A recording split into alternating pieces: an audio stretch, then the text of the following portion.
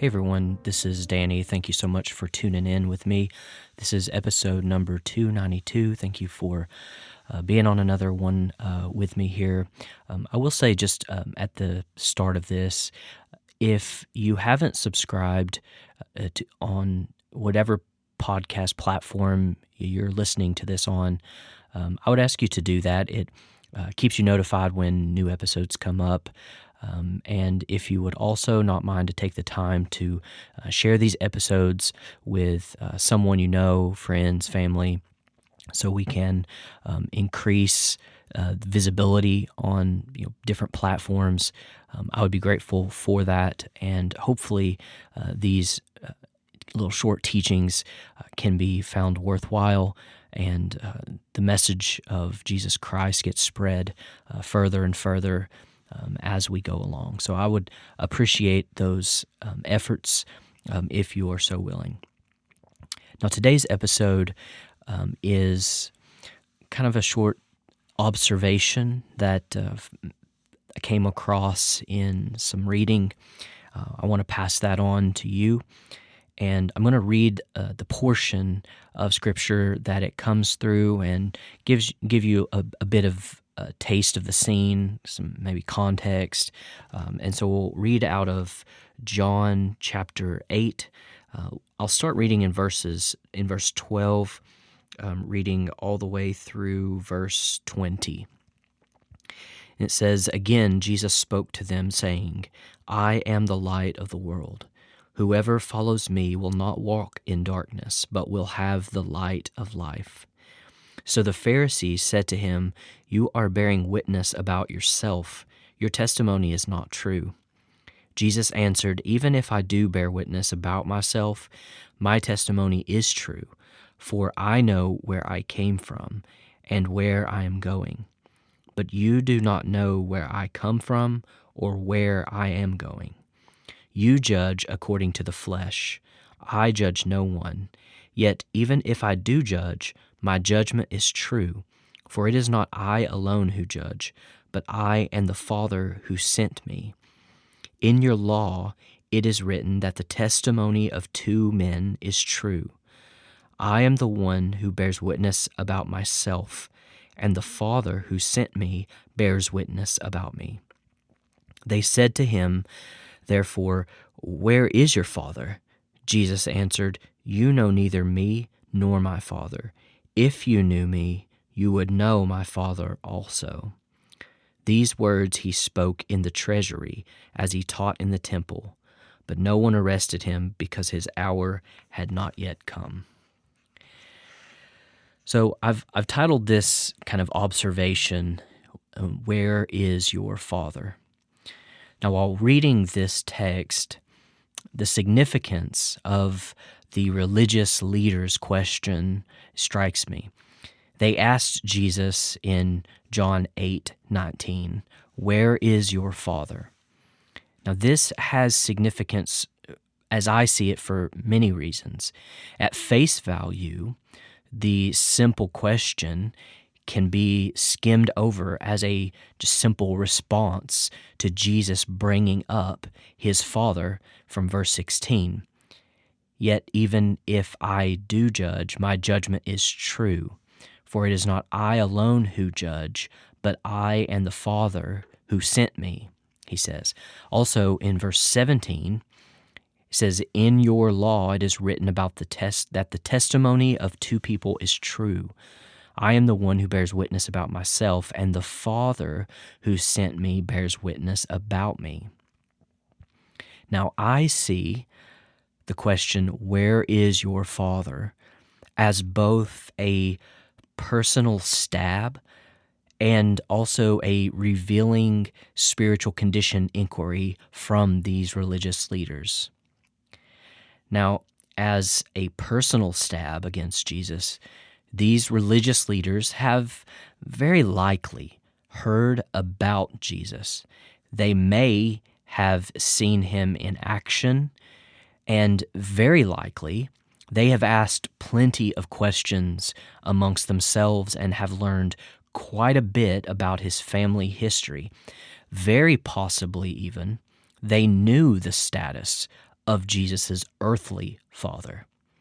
Now, there is a general consensus that Joseph, his earthly father, had died sometime between Jesus' age of 12 and right before his public ministry. However, this is speculative because the Bible doesn't provide a definitive statement. So, with all the talk of Father from Jesus, for the leaders to ask Jesus, "Where is your Father?" How does that strike you if they know the answer to the question, only to ask it in a way that slings mud in his face or to even bring sadness to his heart regarding the situation, the circumstances of what has happened with his earthly father? If they ask the question, "Where is your father?" with a snarkiness, does that add a layer of dynamic to this encounter? Now, to be fair, I will concede the possibility that they do not know the situation surrounding Jesus' earthly father. But it does seem unlikely that, this is referencing Matthew 13:54, in his own hometown and teaching in his own hometown synagogue that we read elsewhere in Matthew 13:54, that word hasn't traveled to surrounding areas about Jesus' family history. In Matthew 13, we see that the people are in awe and, isn't this the carpenter's son? Isn't this Mary, who is his mother, and his brothers, they name by name, and even his sisters?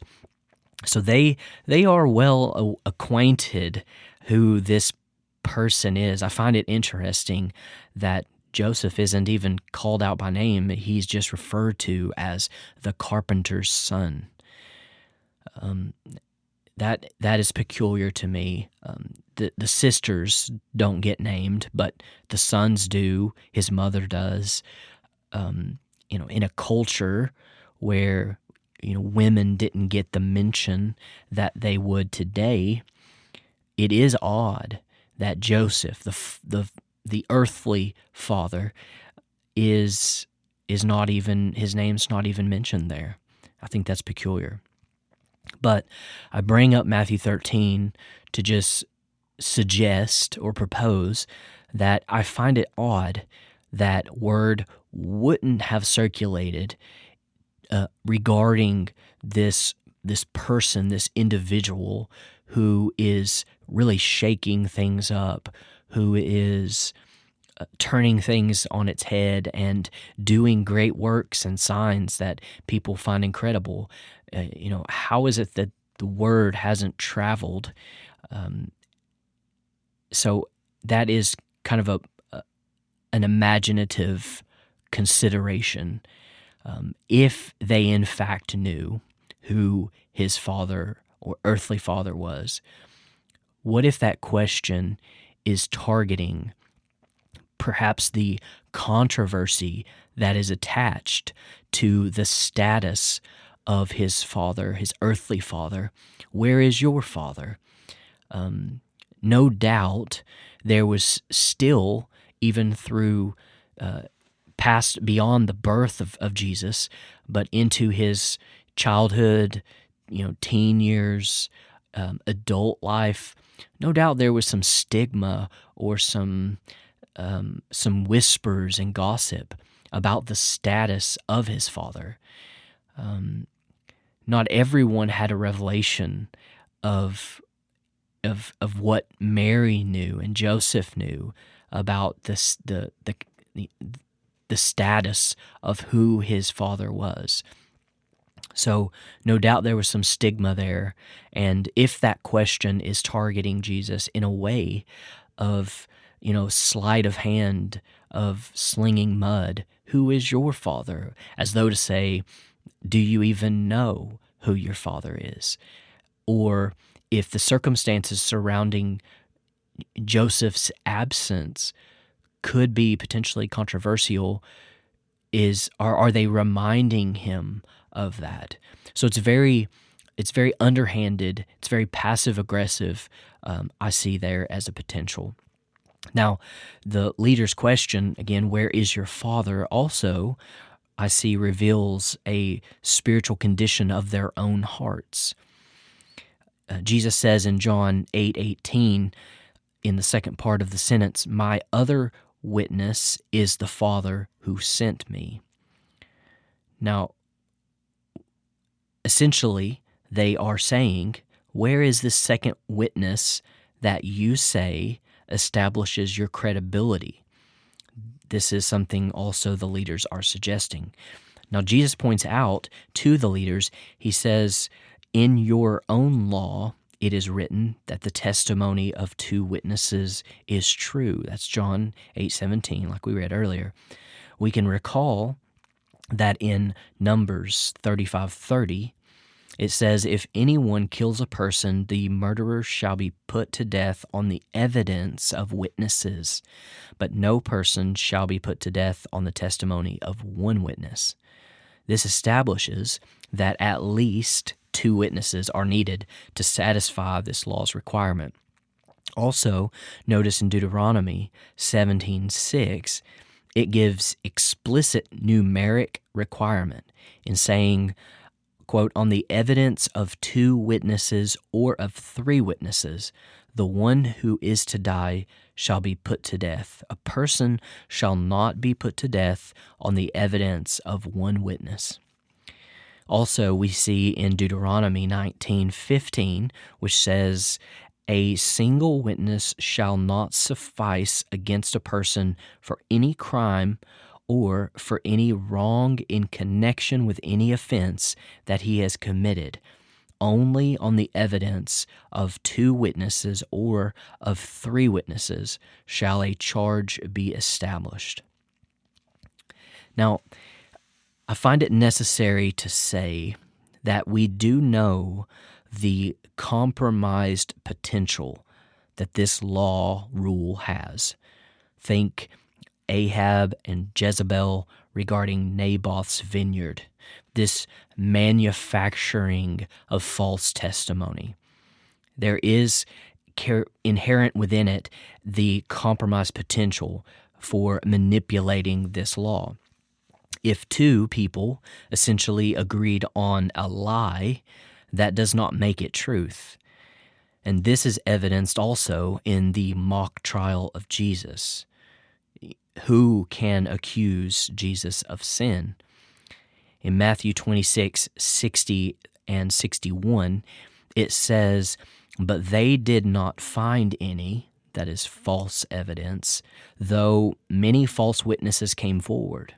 Finally, two came forward and declared, this fellow, which, what an understatement if there ever was one, this fellow said, I am able to destroy the temple of God and rebuild it in 3 days.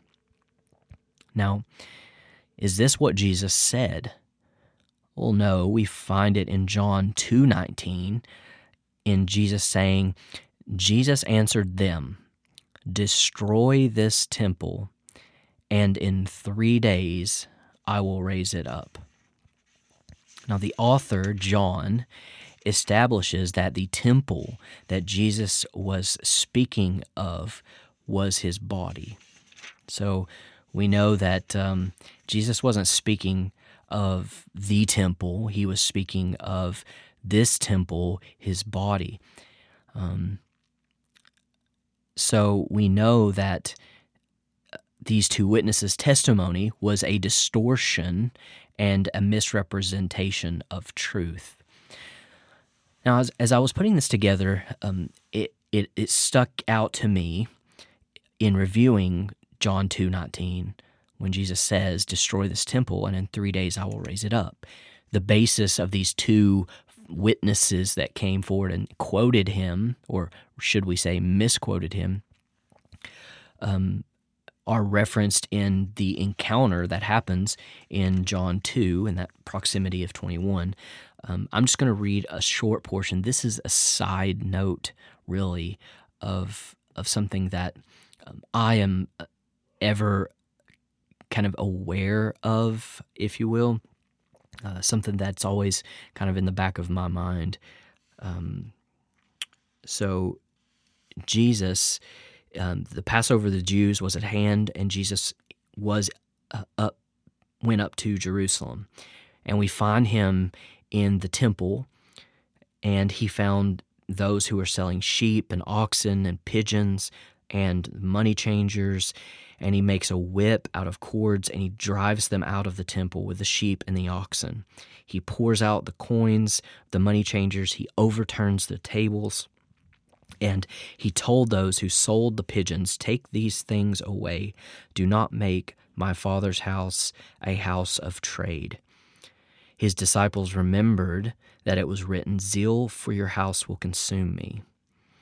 So the Jews said to him, "What sign do you show us for doing these things?" Jesus answered them, "Destroy this temple, and in 3 days I will raise it up." The Jews then said, "It has taken 46 years to build this temple, and will you raise it up in 3 days?" But he was not speaking about the temple of his but he was, speaking about the temple of his body. Now, I often hear, and I'm sure you often hear, references to, when we are reading Scripture, doing so using understanding in context. And I'm not an advocate against context. It is important. It can shift and change things. And things can be taken out of context. There's no question here. But I would also inject here, keep in mind what's just happened. Jesus is in the temple, the courts. He's driving out these, the economic or commerce system that is attached to sacrifice. He's driving it out.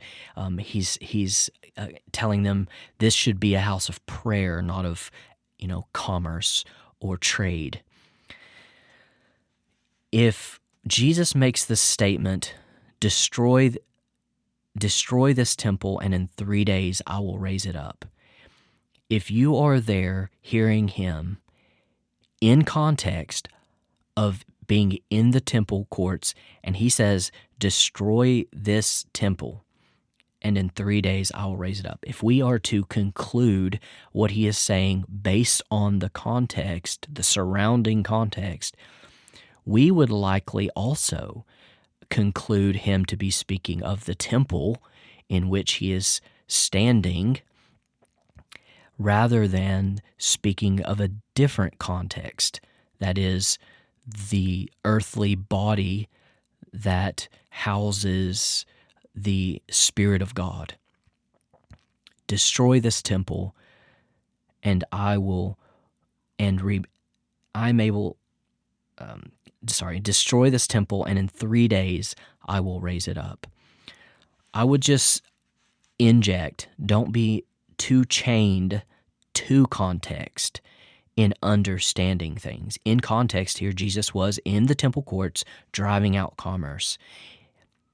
This was in context.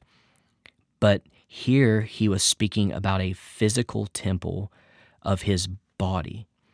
So, though context is valuable and a part of the process for understanding things in some instances, we can be too context-driven and can actually find ourselves in misunderstanding because we are allowing context to be the sole decision maker of the process, rather than letting the Spirit of God lead us into truth, who is himself truth. So I would just add to that little snippet, if you will. These two witnesses' testimony was a distortion, a misrepresentation of the actual truth. So back to the point of Jesus establishing in John 8:17, in your own law, it is written that the testimony of two witnesses is true. Now we can see that below the surface, the testimony of two witnesses as it relates to the law, what we read previously, establishes a basis of accusation. Jesus is using their own standard for truth back on them. Not only are they violating their own standard for not accepting the testimony of who Jesus is, but they are creating a double standard by accepting the testimony of another in their own name. We find that in John 5:43, which says, Jesus speaking, "I have come in my Father's name, and you do not accept me.